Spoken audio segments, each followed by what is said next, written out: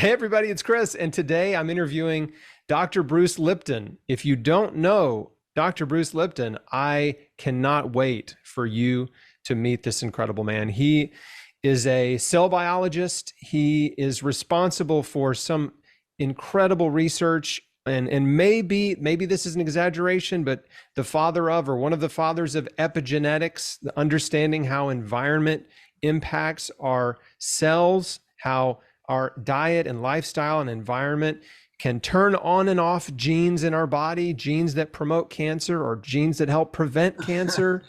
And so, I mean, this is the mind-blowing stuff that I think a lot of people just don't understand. They just think your genes are you're programmed by your genes versus you can actually influence how your genes affect you. So anyway, Dr. Lipton, thank you for taking the time to do this. Chris, the name is Bruce, and I'm so happy to be here with you, and especially our audience, because if there's any group that needs empowerment, it's people concerned with cancer, because the kind of stories they get from the conventional world are so disempowering and making them victims when it's completely false. That's the interesting thing about it. So, you mentioned, so I did some work on epigenetics. Yeah, about 1967, I was cloning stem cells, which are embryonic cells. And one of the things that should be important is that I was also teaching in the school the concept called genetic determinism.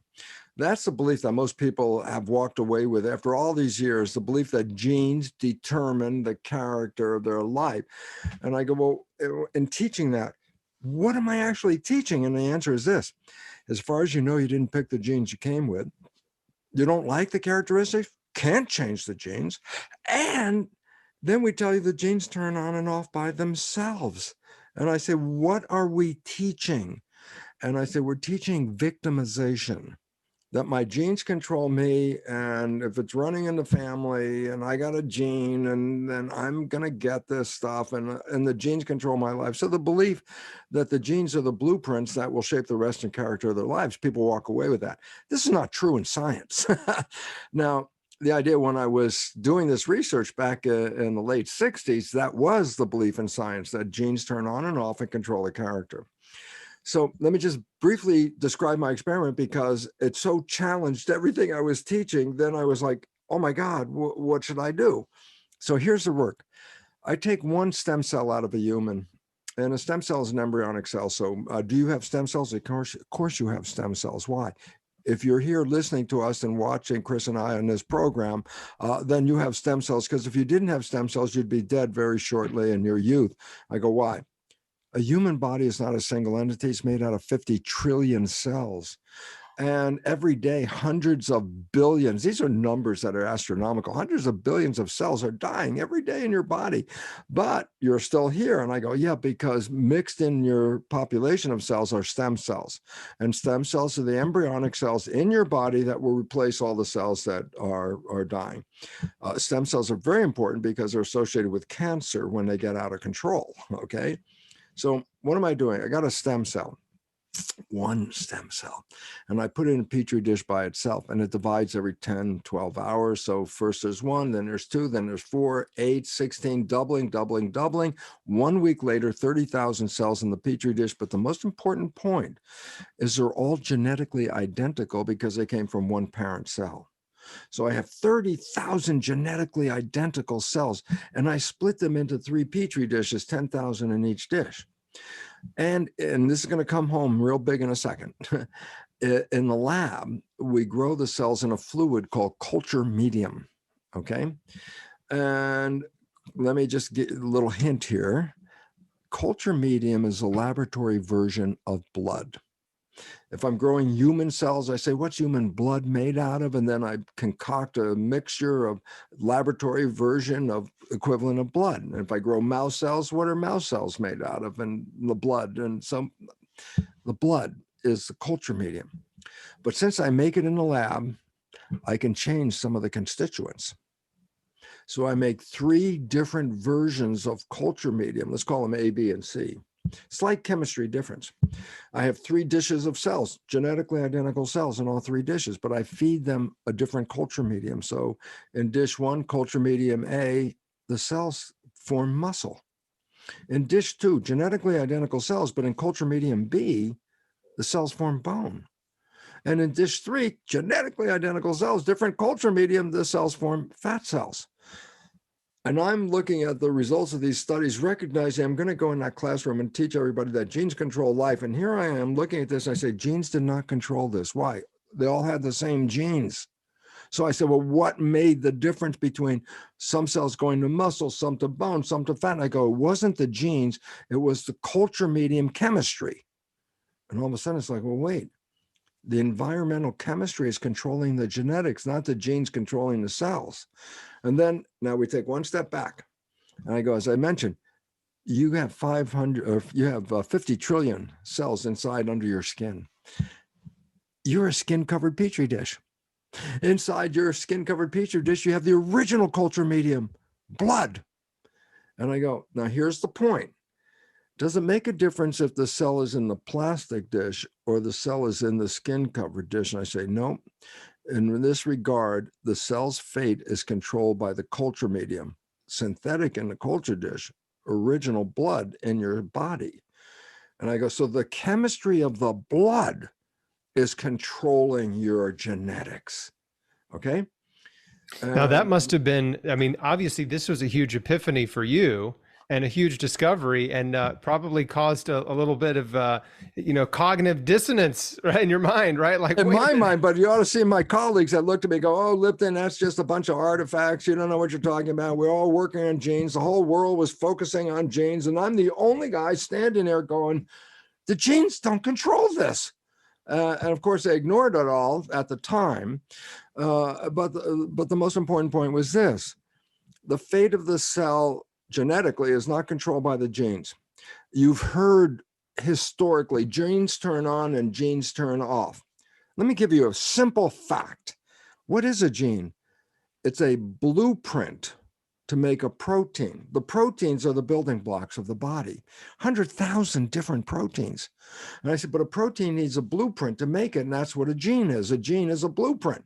So I go, interesting fact, go into an architect's office and she's working on a blueprint, lean over her shoulder and just say, hey, is your blueprint on or off?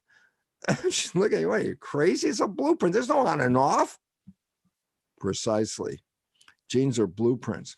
They're not capable of what is called self-emergence, meaning that they make a decision, that they control what's going on. They're just the blueprints. What you really want to know about, who's the architect? I go, well, whoever the architect is, that's the one that controls the chemistry in the blood, because it's the blood chemistry that determines the genetic activity. So now we got one step up here. We say, okay, I got original cells in my body, in culture medium called blood, that the chemistry of the blood is controlling the genetics. And then, of course, the next question is, well, then who's the chemist? And I go, the chemist is the brain. The brain adds the chemistry to the blood necessary to coordinate the cells. Then comes the most important question, and that is, so what chemistry should the brain put into the body? And the answer, whatever picture you have in your mind, the brain translates that picture into complementary chemistry. So for example, if you open your eyes and you see someone you love, the brain translates love into love chemistry, dopamine, pleasure, oxytocin, bonding, growth hormone, which does what it does. It enhances your vitality. That's why when people fall in love, that chemistry is pleasure and bonding and growth and happiness. So being in love is really good. But if you have a picture of fear or something you're afraid of in your mind, then the brain will translate that into fear chemistry, which, oh, that's different. Fear chemistry is stress hormones and factors that shut down the immune system. And so fear chemistry puts you in a protection mode. Love chemistry puts you into a growth mode, okay? So the picture in your mind.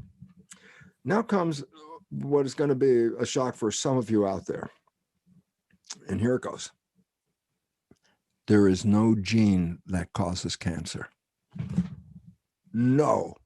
There's no gene. If you have this gene, it causes cancer. Genes are correlated with cancer, but they don't cause it. I'll give an example. Most women are very concerned about the breast cancer gene. It's so, widespread and all that. And a lot of people believe, oh my God, I have the breast cancer gene. I'm going to get cancer. I go, no. 50% of the women that carry that breast cancer gene never get the cancer. So there's an immediate point. Possession of the gene does not cause cancer. Well, those are just the lucky ones. Well, they're not lucky. There's some. What's the issue with the ones that did get the cancer? See, No, but that's the whole luck thing. is science. Luck is Well, science, right?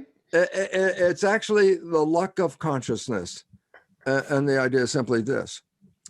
If you're living in harmony with the world around you, then you will enhance vitality. But if your behavior is not in harmony with the environment and the world that you're in, the disharmony releases chemistry that leads to dis-ease. Health harmony, disease, disharmony. Okay?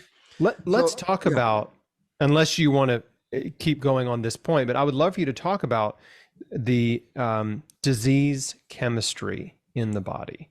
Yeah. Okay. The most important part is this, and you really have to, this is, okay, am I saying something that's totally outrageous? I go, well, it might be to you, but in quantum physics, which is the most valid of the sciences on the planet, theoretically, it's most valid. Quantum physics, let me just emphasize this. Principle number one, consciousness is creating your life experience. And I go, what does that mean? It says, not genes, your consciousness. And I go, you know what? The research that I was doing, it's called epigenetics. Epi means above. What I call skin, epidermis, which means above the dermis. Skin and below it is dermis. Epigenetics means control above the genes. Genes are blueprints. They are not capable of turning themselves on and off. They have no control. It's the chemistry that is released by the brain that goes into the blood, the culture medium, which then activates the genes. So the idea is this: the chemistry is coming from your consciousness. Okay. And I go, and what's the consciousness? Well, the programming. Let me bring, Chris, this is real important because we got to talk about the program, otherwise it won't make sense. Okay. The brain is a computer. Most powerful computer known to humans, but it has the same functions as a computer. And I go, what does that mean? I say, well, back in the old days, when you would buy a computer and you could take it home and you could push the start button, it boots up, the screen lights up, you're ready to go. And I say, now do something, surf the web, make a drawing, write an essay. And you go, no, I can't. I say, you got a brand new computer. What do you mean you can't do that? And I say, not until I put a program into the hard drive can I use this computer. And once I have the programs in there, then I can type on the keyboard and put my information in the computer. If there's no program, I can't interface the computer. So the human brain gets programmed. Absolutely. In the first 7 years of your life. I go, how do you get a program? I go, the brain is not at the level of consciousness as a predominant strength. I said, what do you mean level? I said, you put wires on a person's head. It's called electroencephalograph. I read brain function, but there are levels of vibrations. The higher it is, the more function in your consciousness. The lower it is, bottom line, delta, lowest vibration, you're not even conscious, you're sleeping, okay? But I say, for the first 7 years of your life, your predominant brain activity is lower than consciousness. It's a vibration called theta, which is hypnosis. So I say, so a child's first 7 years, they're not using their conscious creativity. They're not typing on the keyboard yet. They're just responding to the world through programs. I say, where'd they get the programs? By watching the parents, mother, father, observing their behavior. It's like theta is like video record. Whatever I just saw, I downloaded it. So if I'm watching my father, I see how the behavior of the dad works. If I watch my mother, that's the behavior of the mother or the kids or the community. So critical point. The programming that we get in the first 7 years comes from observing other people. Okay. And this is okay if you got a good download, if you got a good teacher you're observing and recording, that's good. But what if you have a person with a problem of their own? I say, well, then you downloaded that too, because there's no conscious filter. that says, oh, good behavior, bad behavior. Nope, no filter. Everything in, download, program. Good, bad, disempowering, it's in. The implications of what you're saying obviously are just enormous, right, in a Totally. person's development, because if they have a stable family, right, and loving support and good role models and good parenting, right, they're gonna be programmed, to hopefully, I guess, develop into a person that is similar to the good people in their life. But if they're in this, It's healthy. yeah, it's You're healthy, either right, in right, harmony or disharmony. right. Okay. And if there's disharmony, then if you play that program, you're going to manifest disharmony. And you say, so, well, why should I play the programs? I'm over 7. I'm creator. I could type on the creative mind, wishes and desires, conscious mind. When it's in charge, it programs the computer to manifest wishes and desires.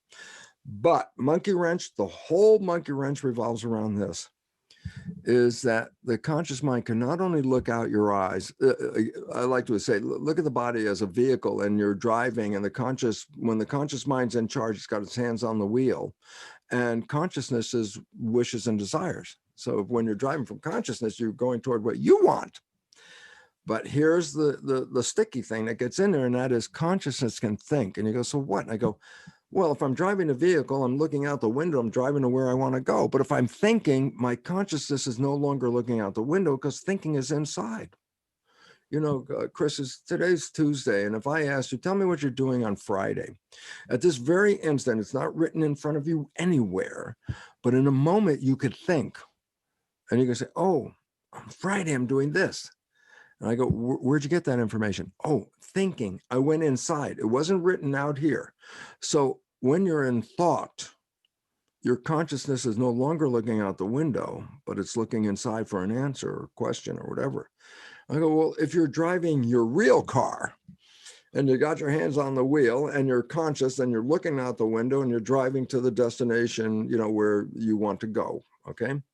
But if you start thinking, guess what? Your consciousness is no longer looking out the window. I go, oh my God, then who's going to drive the car? I go, the moment you're thinking, subconscious is autopilot. It knows how to drive a car. You practiced. You have made a habit. You know how to drive it. You don't have to think about it. Subconscious can handle it. It's a million times more powerful than the conscious creative mind. And here comes the monkey wrench part. The average human, 95% of the day is the time they're thinking. I go, so what? I go, well, that means if they're thinking 95% of the time, then their life is not coming from wishes and desires. It's coming from downloaded programs. And that person will play these programs and be totally unaware of their behavior. I go, what do you mean? I say, they're not looking out at the world now. They're looking in. So whatever program is playing from the subconscious, that individual doesn't even see it, but everybody else does. And that's where I love to tell a story. I say, you have a friend, you know your friend's behavior very well. You know your friend's parent. One day you see your friend has the same behavior as the parent. You're going to volunteer. Go, hey, Bill, you're just like your dad. And I say, back away from Bill. I know exactly what Bill's going to say. I know it. And you know it. He's going to say, how can you compare me to my dad? I'm nothing like my dad. And people laugh. And I go, that's the most profound story in the whole world. I go, what do you mean?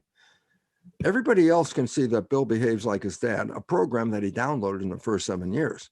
The only one who doesn't see it is Bill. I say, how come Bill doesn't see it? Because he's thinking, so he's not observing. And all of us are Bill. Every day we're doing that. And I say, so what does that mean? I say, well, if you have good programs, then it doesn't make a difference you're paying attention or not. A good program will take you to a good destination. But if you got a bad program, it will manifest a bad situation.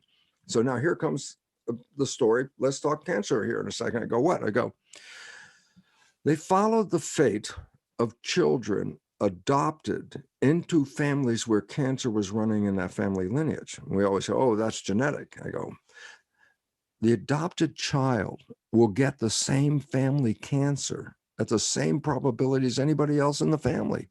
But the adopted child has totally different genetics. What was the point?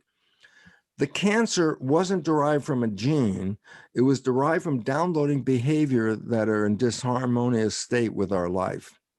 And that child downloaded this disharmonious behavior, and the consequence of that is a pathology. Disharmony, disease. That's what it's about. So it becomes important to recognize, number one, there's no gene that causes cancer. Yeah, but we call them oncogenes. I say they give you a propensity toward cancer, but they themselves don't cause the cancer.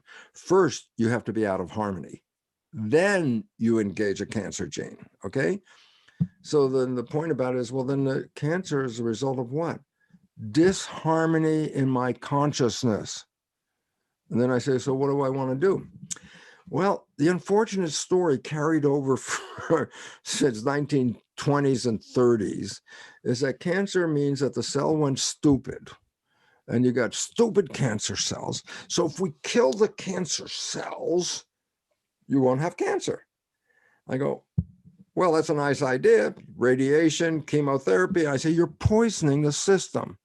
I say, why? Because the cancer cells, I say, are the cancer cells the problem? And here it is. No, they're a symptom.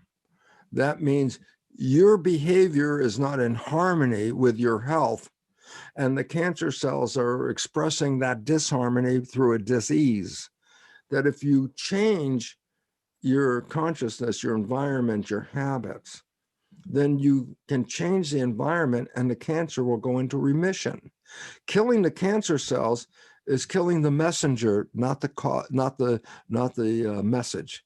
The message is in your brain, but when you process that message in your body, then your brain is a messenger sending chemistry to create the cancer. You kill the cells. I say, you didn't change the messenger. You just killed the cells. And people don't get this.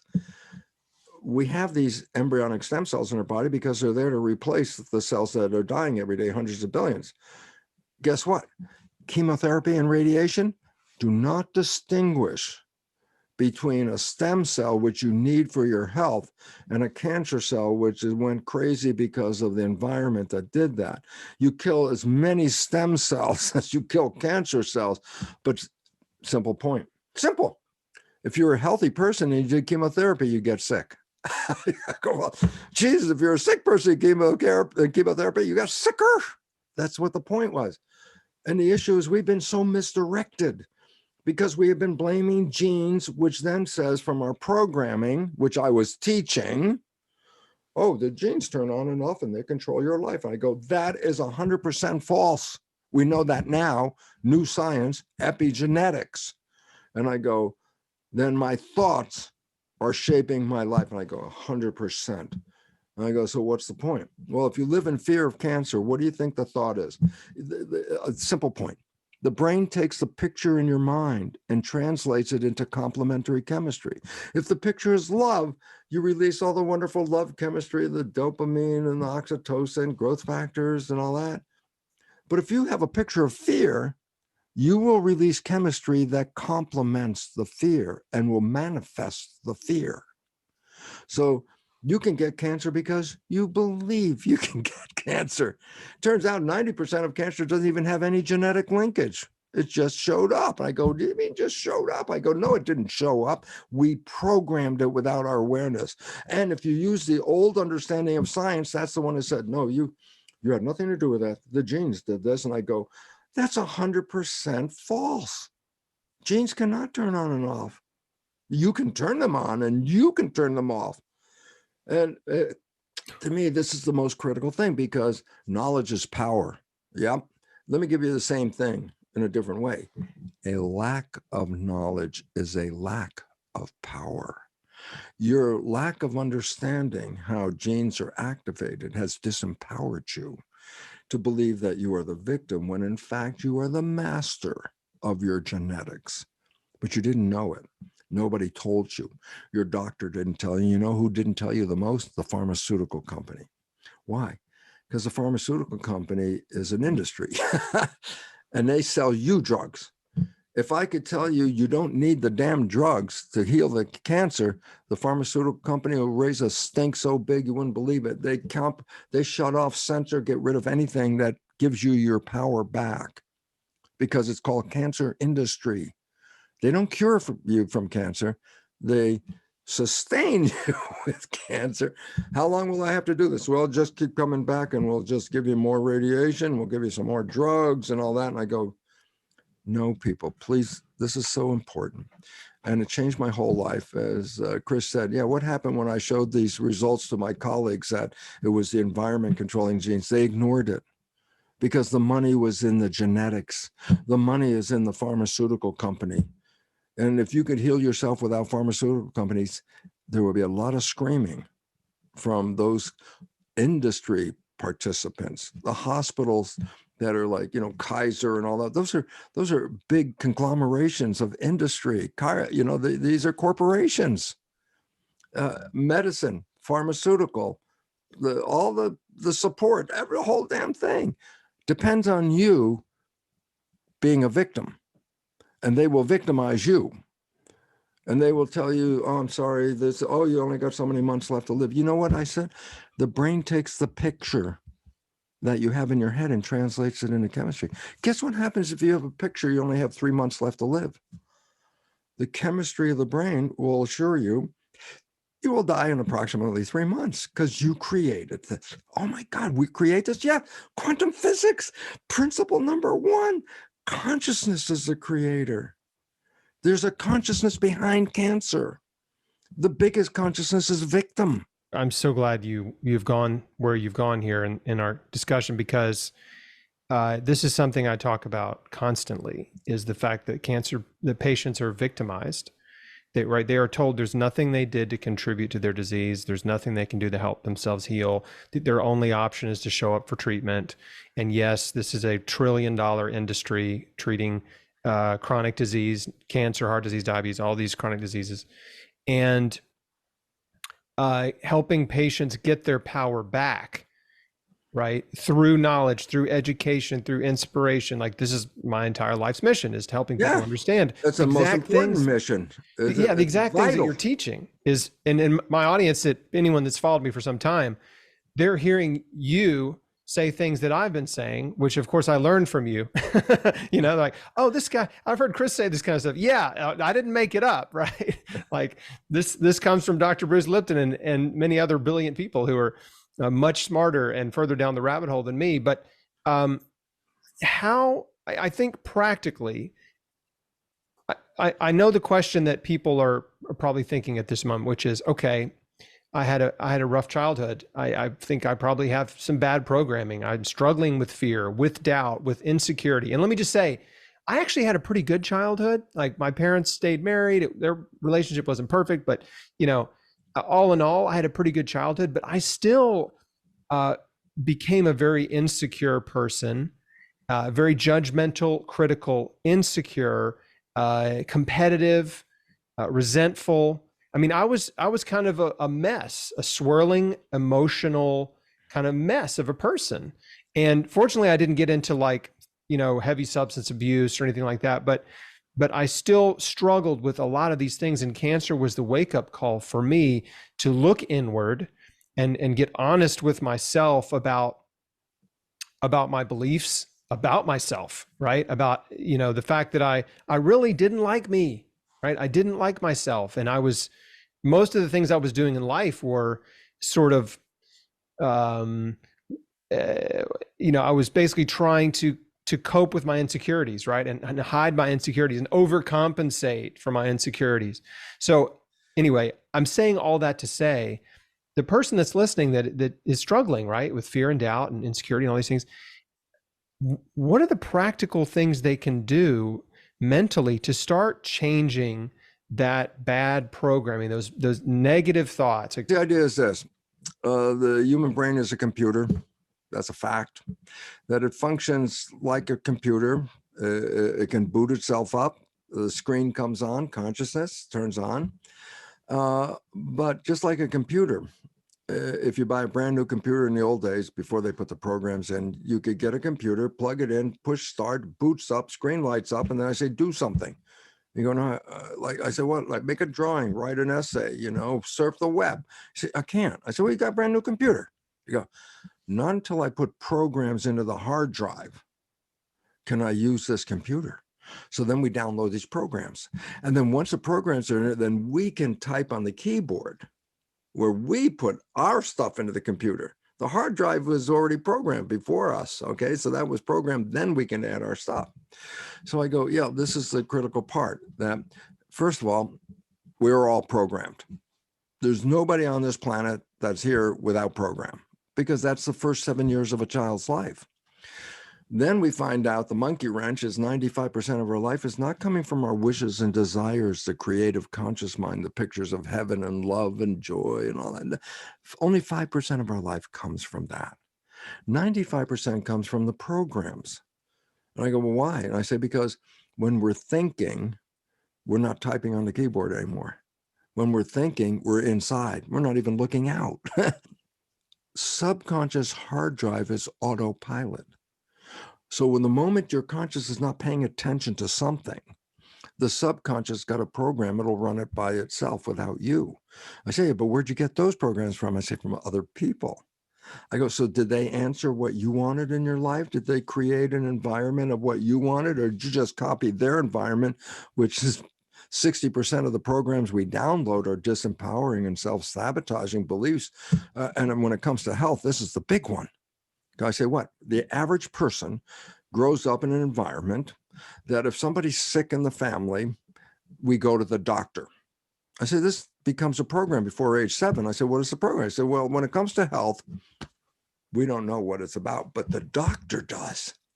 And I go, so what does that mean? I say, then we give the power of truth to the doctor and doubt ourselves. Who am I? I don't know. The doctor knows and told me the truth. Then I say, then we have a habit now in the subconscious. It says when it comes to our health, whatever the doctor said, that's true. And the fact of the mind is to take our program, the mind's function is to take the program and manifest it. If I have negative programs, then the function of the mind will manifest negative program. If it's a positive program, then my mind will manifest a positive program. But if you get 60% of your downloads with negative programs in them, and then here's the maths, 60% of the programs in your hard drive, disempowering. 95% of the day is how much you're driving your life from those programs. And the subconscious is 1,000,000 times more powerful a processor than the conscious creative mind. So now I do the math.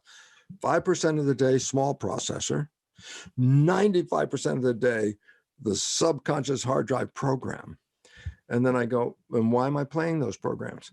Because you're thinking. And I say, but the consequence is thinking is, since it's inside, when the programs are playing, you're the only one that doesn't see it. That's the story of Bill, okay?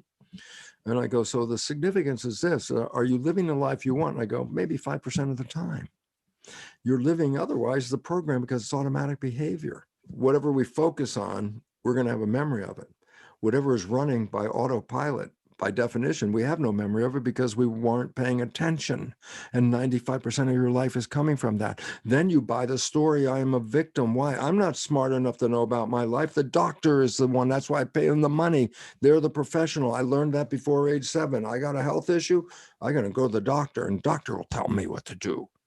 So let me interject something, because the programming doesn't stop at age 7. We're constantly marketed to and programmed, and throughout our entire education process, and as adults, I mean, the media and the news, like 100%. marketing, right? What is marketing? Marketing is programming. It's persuasion. It's selling. It's selling you something. So okay? that, I mean, it's not just up to age 7, right? I mean, we constantly have. But there's a different way of processing before age 7 and after age 7. Got it. Before age 7, your brain is in a lower state of vibration than consciousness. You are in a record state. That's basic. It's hypnosis, theta, hypnosis. Why? I need to learn 100,000 rules to be a member of a family and a member of a community. I mean, it's so complex, your behavior. I say an infant can't read a book or go to school. So I say, how does an infant learn how to be a member? I say, they just watch. And they download it. And now they know, because that's the program. But they downloaded other people's beliefs and their programs. And as I said, generally, they don't support what you want. It was their life that you copied. And that's how the adopted child copied the adoptee parents and get the cancer, not because they came with genetics for cancer, but they adopted the programming of that, okay? So, but after age 7, you still make new programs, but it's called habituation, okay? You repeat something and you can make a unconscious program, subconscious program. Driving a car, you practice driving a car for a while. You drove the car. Guess what? Now you don't even pay any attention to all the things you did when you first got in the car, and with mirrors and gauges and pedals and windows and God knows what's going on. And you were like, first day in the car was like, a lot of things. Today, you don't even think about any of it. The key goes in the ignition. You're already thinking of what I'm going to do at the destination. You're not even paying attention. Automatic, subconscious programming. And you can put healthy thoughts, healthy actions on autopilot, right? If you program it, this is where the conflict comes from, because I say, let me give myself a good talking to. I'm not living in harmony, so I'm going to give myself a good talking to. Bruce, you're going to start living, you're going to work, and you're going to work. And I go, first of all, who's talking? I say, the conscious mind, the creative one, which is making wishes and desires. And then I go, and here's the joke. I said, then who are you talking to? I said, well, I'm talking to the subconscious. And I go, it's a hard drive. It's the same as in a computer. I say, you got your computer in front of right now? Talk to it. Tell it to do something. It's not going to do anything, because that's not how you engage the hard drive. So the point about it is this: talking to yourself is a big waste of time, because there's no listener. The subconscious is a programming device. It doesn't have ears and listen to your story. There's nobody in there. It's a machine. So the biggest failure is, I'm going to start to be better about my life. I'm going to take care of all these things. I'm watching out now. I'm going to do that. I go, yeah, 5% of the day is when that conscious mind is observing. 95% of the day you're playing the program. And if that program conflicts with the conscious wishes, I know who's going to win: the program. And we've been programmed. And the cancer is a program of disharmony. And yet then the top of that program, then you're programmed that you had nothing to do with it. You're a victim. I go, oh, Jesus, now I got two bad programs going at the same time. And it's like, it's disempowering you. And I say the new science of epigenetics is totally clear. It is the consciousness that activates the genetics. And not only does it activate the gene, it can change the readout of the gene. You could have perfectly normal genes and get cancer. I say, where the hell did cancer come from? Not from the genes, from the readout that the conscious mind altered the readout. And all of a sudden I go, oh my God, this conscious mind's controlling all this. I go, yes, damn it, that's the whole beautiful part. Why? Because if you become knowledgeable, then you become powerful. But if no one ever told you your thought just changed your genetics, well, then guess what? You're running your thoughts all over the place without recognizing these are the things that are shaping your life. And I go, well, where'd you get these programs? I said, the first 7 years. And then I go, it's even harder than this. I'll tell you why. Because the programming started even before you were born, in the last trimester of pregnancy. And I go, okay, here goes the questions. You ready? So what program did you learn when you were still a fetus? No, I don't have any idea. You were born. You were programmed from 0 to 1. Whole year programming. What program did you get when you were between 0 and 1? I don't know. I wasn't there. Okay. Program from 1 to 2. Another whole year of programming. What program did you get? Why? Consciousness doesn't really interconnect until about age 3 or so, where all of a sudden you will have a memory of these things. But the previous stuff, no memory. So I say, tell me your program. And the first thing is this: I have no idea what the hell my programs are. Why? Because they were put in before I was conscious. And that leaves us a problem, because it said, well, if the programs are controlling your life and you don't know what the programs are, then you've lost control. Okay. Now I'll give you an answer to what the programs are. I love it. Why? 95% of your life is coming from the subconscious program. Your life is a printout of your programs. I go, what does that mean? I say, right at this moment, you could go like this. I say, anything you like and it comes into your life, it comes in because you have a program to acknowledge that. But, and this is a capital but with underlined bold print, but those things that you wish for and desire, but you have to work hard and struggle and sweat over it. I'm going to make it happen. I'm working on it, man. I'm working on it. I'm putting a lot of effort in here. I'm working on it. And I say, Why are you working so hard? And here's the beautiful answer. Whatever that destination is, your program does not support it. And you're trying to manually override this computer, which is 1,000,000 times more powerful than the conscious mind in the first place. I go, tough luck, baby. It's not easy. And I go, so the significance here becomes very profound. It says that your conscious mind's in the back seat watching this. It's all going out of control. But you didn't realize that when you were thinking, the behavior you were playing could sabotage and undermine you completely. You're going to play the same foibles, the same problems that you found when you were growing up unconsciously, and you will not be conscious that you're doing it because you're thinking. So whatever behavior is coming out, you didn't see the behavior. Story of Bill. Everybody else saw the behavior. If you're not living in harmony, you're the one that didn't see it. You would blame everything else. Oh, that person did this and that happened and these people and whatever. And it's like, I was just here wanting to be happy and healthy and loving, and I got cancer. I go, what does the person that just experienced that think? And the first thing is this, well, it's not me. I wanted to be healthy. Must be those people. And now I am a victim of cancer because I disowned any involvement in that cancer. And I go, sorry, folks. I don't want to upset you, but if you understand this, if you understand what I'm talking about, then you have access to power. If you don't understand what I'm talking about, you have been programmed to be victim. Victim means powerless. Victim means who's going to fix me and how much do I have to pay them? I say, now you're a victim all around on this game, folks. And well, we're talking about this, and I know your work is very critical in this as well. A dear friend of mine wrote a book. Her name is Anita Moorjani. And I've got it right there. It's I on my presume you bookshelf. do.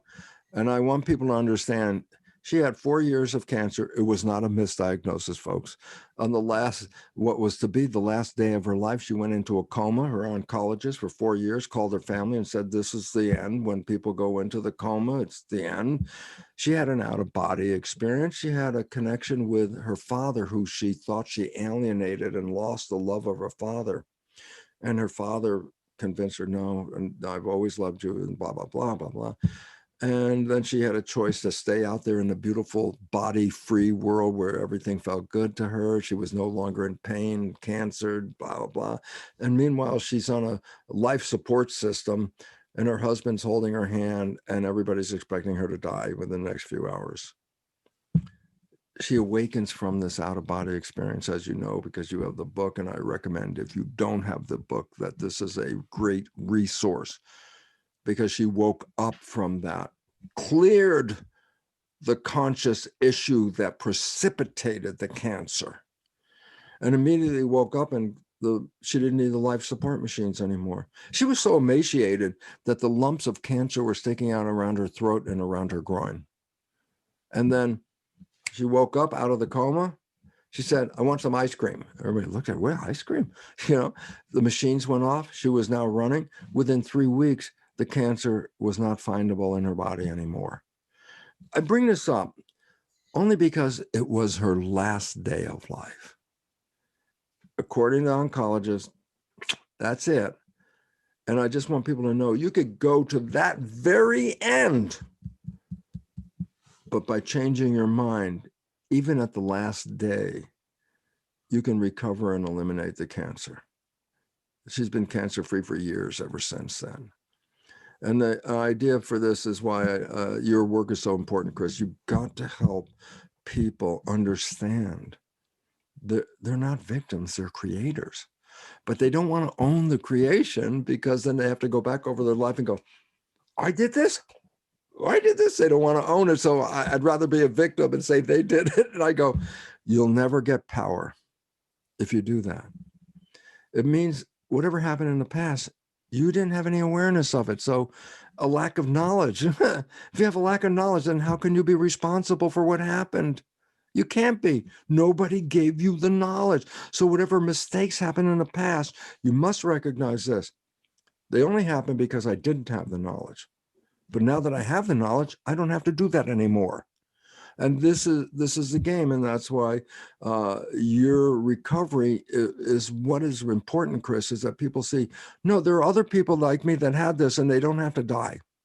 They can take it. I said, what did they do different? They ate something different. I go, diet is a part, it's environment, but it was really consciousness is what it was. And this is when you awoke, I believe, Chris, to the consciousness of this whole thing. And I this can is, tell you, yeah, yeah, go ahead. my personal, conscious journey was that I became, to use the word conscious again, of my thoughts, right? I became conscious of my thoughts, Yes. right? Which now they call it mindfulness, right? I Yes. became mindful of how I was thinking, which was most of the time was negatively, right? Yes. And It that's was, true for everybody out there, yeah, that our thoughts I are was critical, and redundant I was and negative. We negative don't and have, judgmental, right? And critical of myself. So I started catching myself thinking, right? I would think it, I would feel an emotion, and I would be like, wait a second. Okay. Right in that moment, like, I'm being critical right now. I'm going to choose not to be. And yes. and so I was making these little tiny choices, right? Each day, every time I could catch myself thinking negatively, I would choose to think positively, right? I would feel down on myself about cancer, and I would feel jealous of other people who didn't have cancer, right? And in those moments, I would stop and say, you know what? I have so many things to be grateful for in my life. Let me just take stock of what's good in my life. Instead of focusing on the cancer, which is really scary, let me just focus on what I've got that's good. I've got a wife who loves me. I've got a baby on the way. I have a home. I have enough money to pay my next set of bills. I have access to food, and on and on. And as I chose gratitude and focusing on joy and happiness and the good things in my life, and just kept shifting my focus off of cancer, that it really did change my life. It reoriented, and I'm certainly have not achieved perfection in this regard, but it was a huge part for me. It was a huge part for me. Exactly the same thing. When I started to understand the nature of the cells responding to the environment and the blood chemistry and the thoughts and the blood chemistry, it was the first time that all of a sudden I said I became conscious. I remember the very first moment I was at a stoplight, and the light was red, and I was waiting. And then for a moment, I became an observer of my thoughts.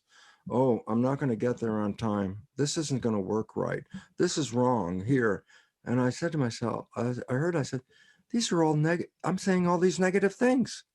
And I started to realize I can't, if I keep saying the negative things, and the picture is negative things, and the chemistry of negative things is where the problem comes from. I stopped. I said, wait, stop. You're going to get there. It's okay. You know what I've ever since done?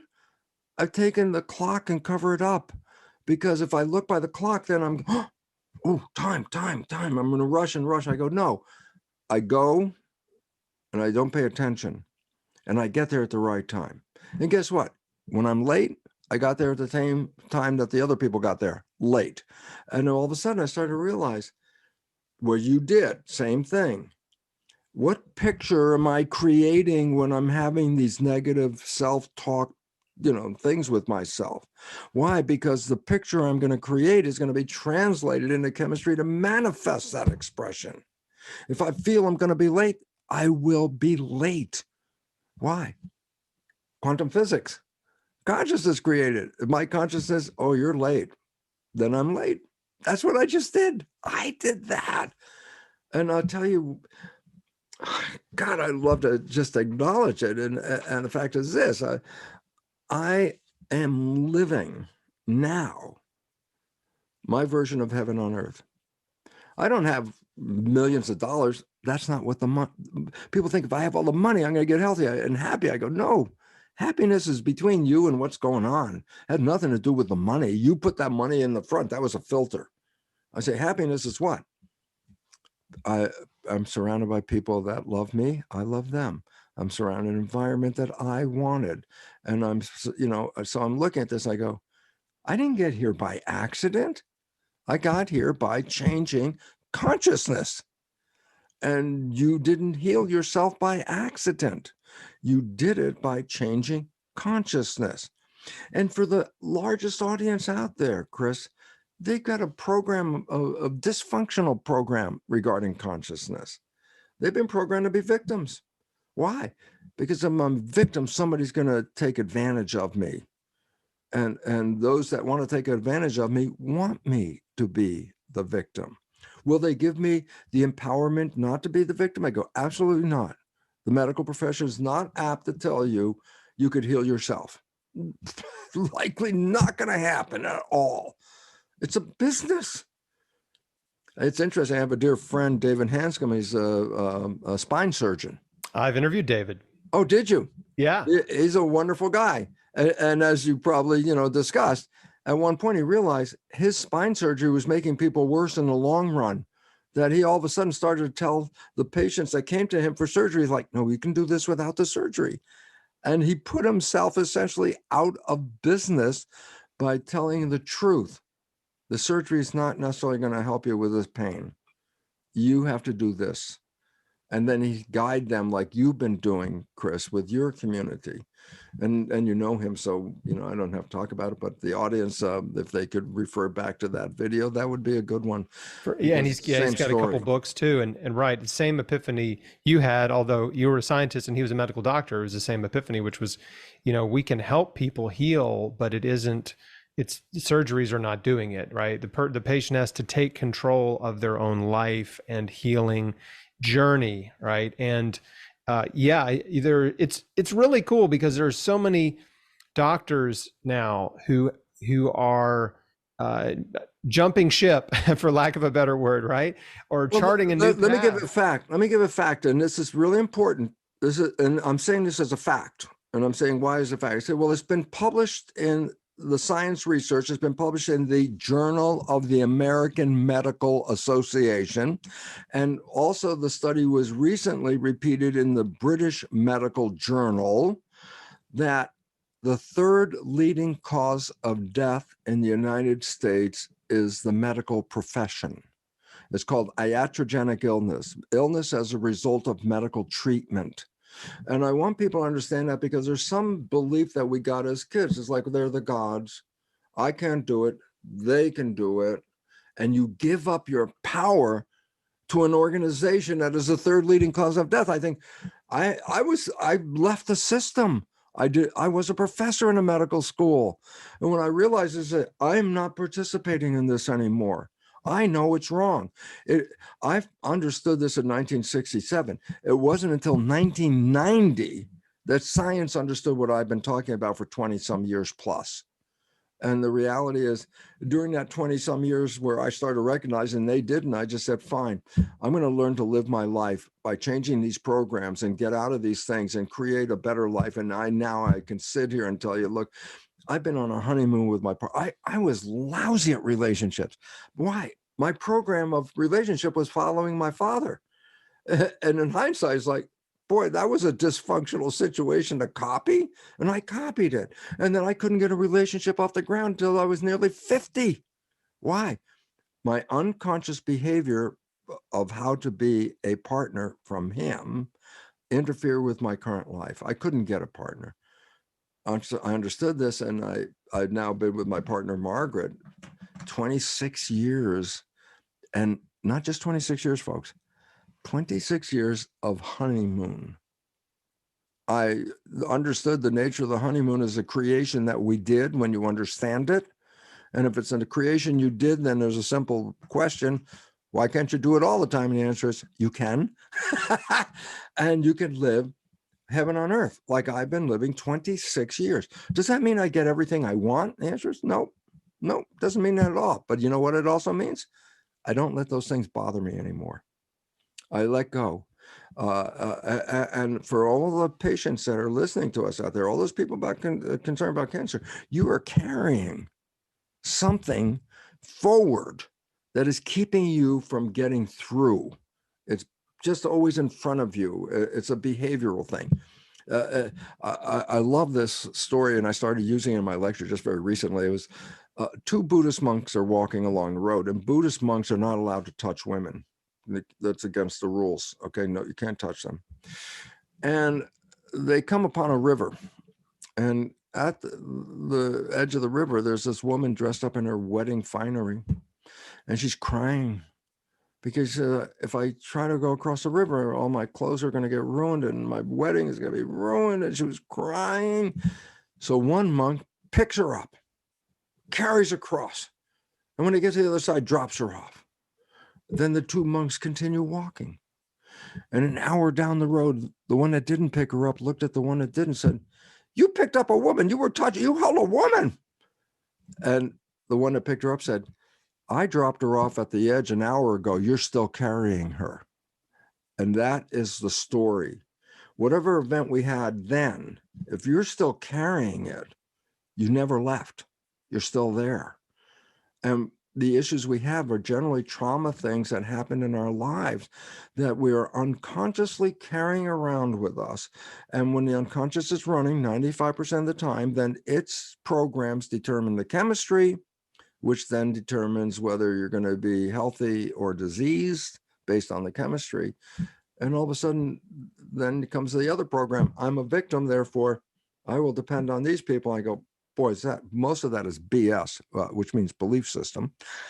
And the fact is this: you can change all this, but they don't know it. They don't even know what to change because they still feel they're the victim. So what are they going to say? How can I not be a victim? And the first thing is, well, first of all, you have to know you're a master and that the victim experience is not from you, but from the life experiences that led up to this time that can do this.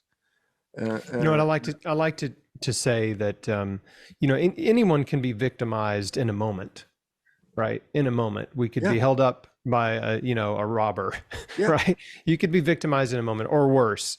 But carrying that bitterness, that anger, that resentment that you're talking about through your life is keeping you in the place of victimhood, right? It's keeping you in pain, keeping you in suffering, keeping you in anxiety. And that is what's triggering this physiological response in your body, this fight or flight state, right? Where you have unresolved pain, unresolved subconscious pain that once you become cognizant, aware of it, and you realize, hey, and this is what I encourage every person in my community to do, is forgive every single person who has ever hurt you by name. Forgive every single one of them. You can't do it all in 5 minutes. You really have to devote some time to just sit down and think through your life and actively choose to forgive and let those people go. And it is so freeing. Absolutely, 100%. 100%. Everything you just said was 100% the whole issue. And it's interesting. I wasn't raised in any specific religion, but I do recall the supposed last words of Jesus on the cross. And he said, "Father, forgive them. They know not what they do." Yeah. And I said, oh my God, when people screw around with you, are they screwing around with their spiritual mind, or are they screwing around with the program mind? And inevitably it was the program mind, which then means they had no idea what the hell they were doing because the behavior wasn't coming from their conscious mind, it was coming from the program. So this means this: should I hate them because they got a bad program? The answer is no, because I know that underneath there's a spiritual entity that's not even seeing what the hell they're doing in the first place. It's automatic behavior. It doesn't mean that I should hang around with them and be pals. It just means I can disconnect because I'm not going to blame them. You want to go back and blame their grandparents and their great grandparents, whoever was passing down that behavior through the lineage. But you're so right, Chris, because when you hold them, that's like the guy who was walking with the monk who was still holding onto that woman, even though the guy left her back at the river. That is exactly the story that applies in this situation. And therefore, when somebody has, screwed you, do I have to hate them? I go, you know what? People think love and hate are opposite. This is a falsehood. I say, why? To hate somebody, you have to hold on to them. You have to say, I hate you. I'm holding on to you. If you let them go, they're not even there. There can't be any hate if they're not even there. So hate means you are in a strange form of love. You're holding on to somebody, but not one you want to be with. You're holding on to someone who's creating the problem. And as long as you're holding them, then you're going to be holding on to a problem. And you're right, Chris, 100%. Big thing. Come to the resolution that those people that screwed me, they didn't know what they were doing, not from their spiritual sense. They did this from their program. I said, should I blame them for the program? I say, they got that program from somebody else. You want to blame somebody, go back and blame their parents. And if you free them, that's exactly what was the most important point, because then the picture of the trauma, as long as you have it in your head, the chemistry of that trauma will be coursing through your body and the blood and adjusting your biology. And why would I want to match my life to a trauma picture? Well, logically, no. But people have no idea of the mechanics of how that picture, even though it happened a long time ago, is playing every day. There's a very important point about the subconscious. I said that's programs, hard drive, and all that. But a very important part about this is the subconscious has no concept of time.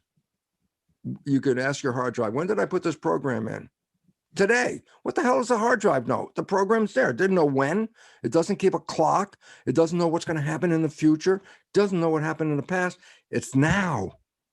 So if you have a program of trauma, it's not saying, oh, this trauma happened 20 years ago. No, this trauma happened today, because the subconscious cannot distinguish time. Wow. So that's wild. I'd never heard that. I've never heard that before, and it really adds a whole nother dimension to trauma. Yeah, because it's relentless. It just happened. It didn't happen a long time ago. Just happened. To the subconscious mind, it doesn't know time. The way I like to explain it too, and I think we probably are in agreement here, is your subconscious mind is aware of all of your problems all the time.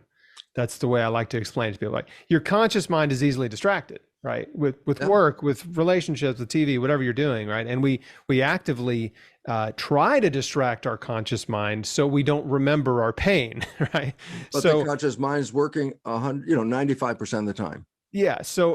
But your subconscious, whether you're thinking about people who've hurt you or not, it is aware of them all the time. And this is adding a whole nother dimension to the conversation. The fact that your subconscious, that it feels fresh in your subconscious mind, that's even more reason, whether the person meant to hurt you or didn't mean to hurt you, or it was their fault or it wasn't, whether or not to me, it doesn't even matter. What matters more is you have to forgive them. You have to let them go. You have to let the pain go. And, I'm glad you brought up Jesus on the cross, because, right, he says, Father, forgive them, for they know not what they do. And I like to add a little bit onto that, which is, I think he did that to show us, right, that if he can forgive his enemies while he's suffering and dying on a cross, in the moment when he least felt like forgiving, right, then you can forgive any person who has hurt you, right? It's like, if Jesus can forgive on the cross while he's being spectated and people are jeering at him, right? You can forgive the people who've hurt you. No one's nailed you to a cross. Except in your mind. And that's an illusion, because that is a creation. Mind is creation.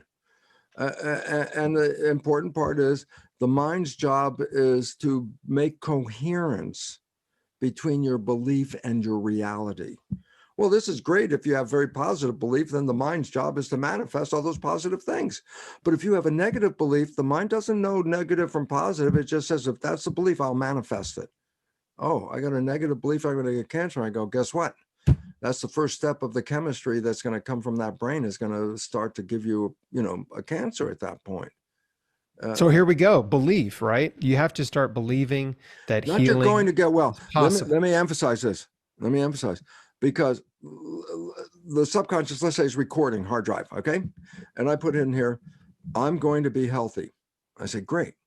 That's a great wish. I'm going to be healthy. I say, now we just recorded that in the subconscious. And I say, now let's come back a year. And I say, let's push the button on the subconscious and hear that belief. I'm going to be well. I say, it's been a whole year. You didn't get well. Why? You programmed, I'm going to get well. You never programmed, I am well. And this is the hardest thing, because if you're making a program and you're sick and you want to be well, you don't program a future event, because then you're putting off the healing for whatever future with no time limit. It's always going to be off. And the hardest part is you might be sick as a dog. You might be even in terminal cancer. And I say, yeah, but what's the program? It says, I am well. Why? The function of the mind is to create coherence between the belief, the program, and the reality. If my program is, I say, I am healthy, that's my program, and I've got cancer, what do you think the function of the mind is? Well, to make the program real, you have to get rid of the cancer. That was the story. That was what it was all about. So you can't program a future event, because then you're putting it off for always a future. There's no date. It's always a future. And it's hard, as I said, because you could be having terminal cancer right now. I say, yeah, but what's the program? I am healthy. I go, that's a mind twister, because you're not. And it's pretty clearly obvious to you. But I say, but your subconscious program just needs to have I am healthy as a program. The mind will accommodate it. Can I tell you that this was my active thought meditation when I had cancer? I am healed. I am healthy. I am well. You're right on. That was right. it, Chris. You caught the truth, and you've been, giving people this information and knowledge to empower them with that truth. And you knew it from the beginning. So there are people that knew it that can heal themselves. And there are people that don't know it, and no matter what effort, oh, I changed my diet, I changed this. I say, you didn't change the consciousness. You changed your environment. Big F deal on that. Why? That wasn't the source of the problem. The source of the problem was way up here in an energy field called consciousness. You can fix all the physical things you want, but if you don't fix the consciousness, you not resolve the problem. Yeah, that's so good. And I think, and I want to be mindful, we're really at the end of our time together, so I don't want to hold you over, but I think, and I just want to hear your thoughts on one more thing, which is, yes, we encourage people in our community to make massive change to their life, right?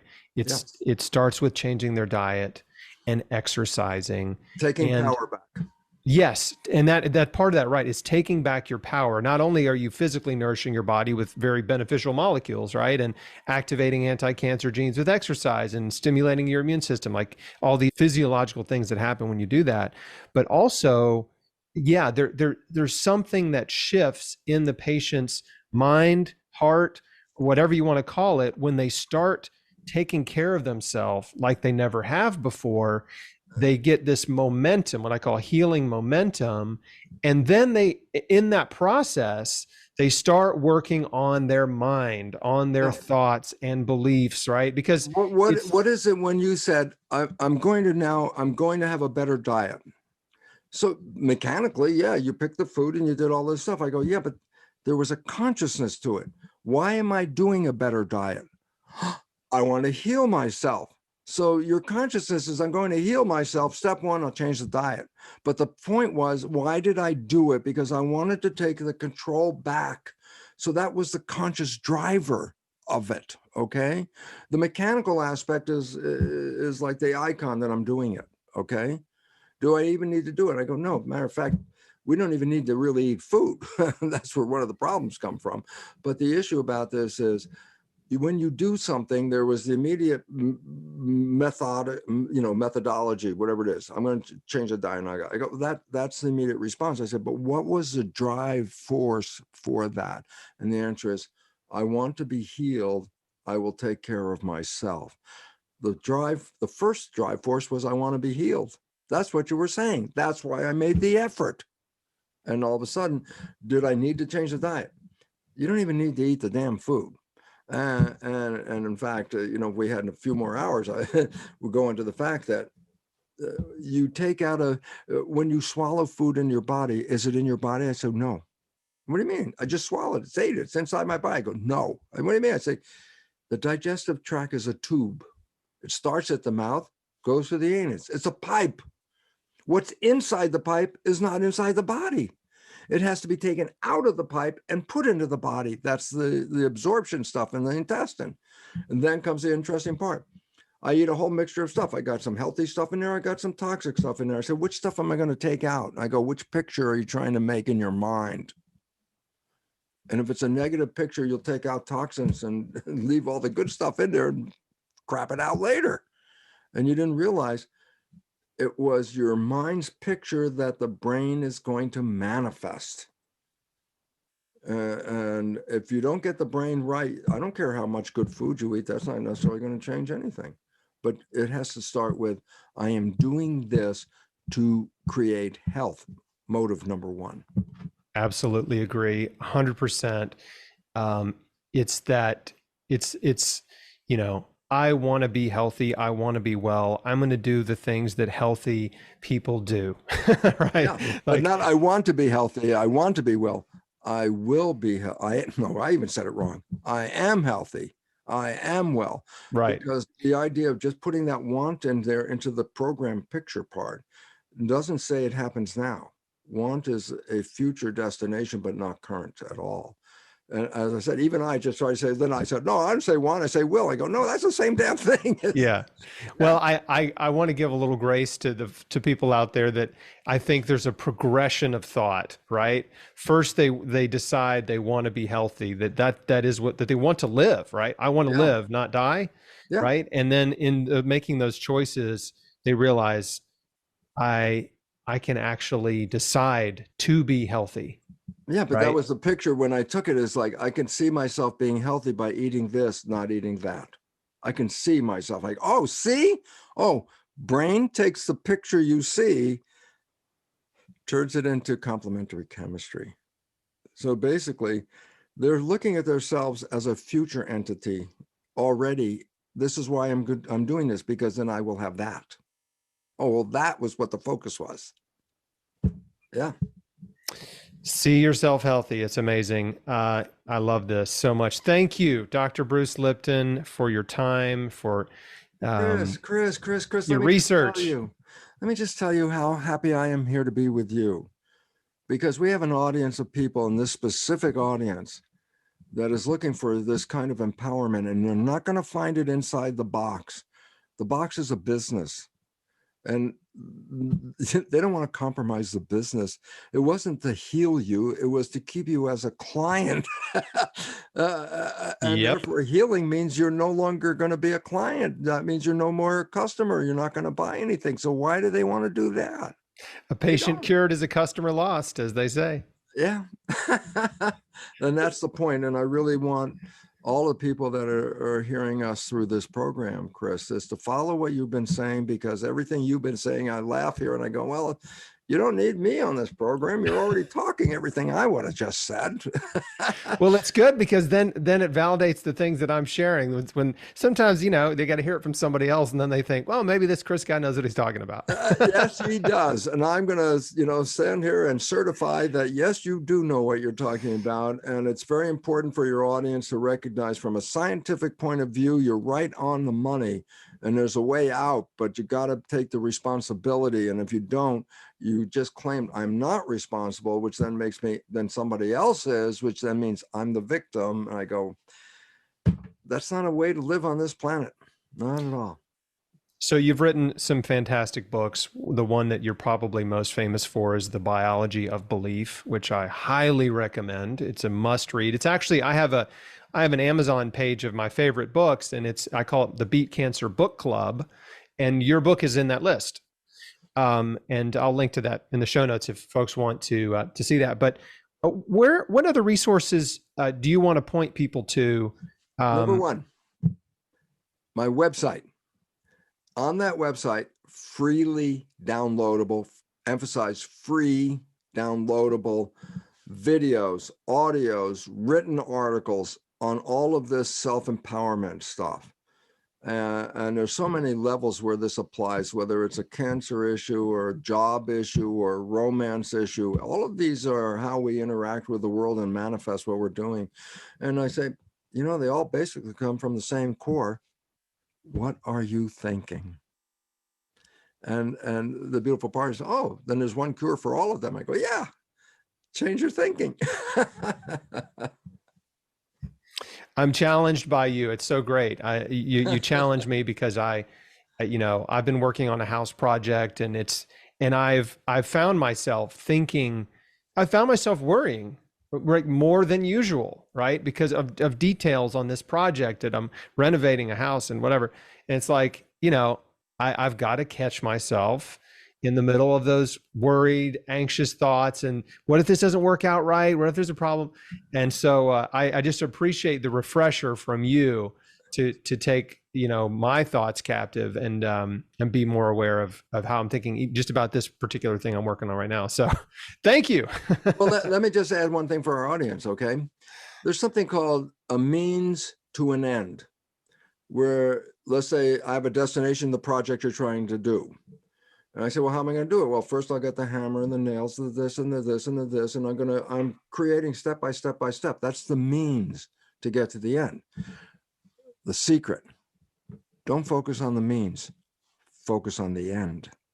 The means will manifest, but if you're going to control the means, then your perceptions and your beliefs and attitudes could throw in something that's not even going to get you there, because I'm going to control the means. I say, no, don't control the means. Focus on the end. The means will manifest. But if you focus on the means, then you're trying to say, well, I want it this way and it should go this way. And I say, now you're controlling too much stuff. Let go. Just go to, what's the picture? The things show up as you need them.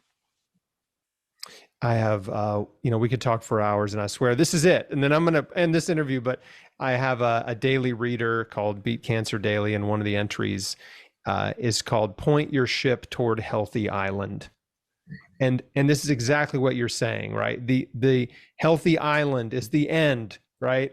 Right. And so every day you're pointing your ship in that direction, and you're not telling the ship how to do it. Right. Right. And if you're looking for, if you have a long time horizon, you're looking out toward the future, and you see yourself well, everything tends to fall into place. And so much good stuff. Okay. It's brucelipton.com. It's simple.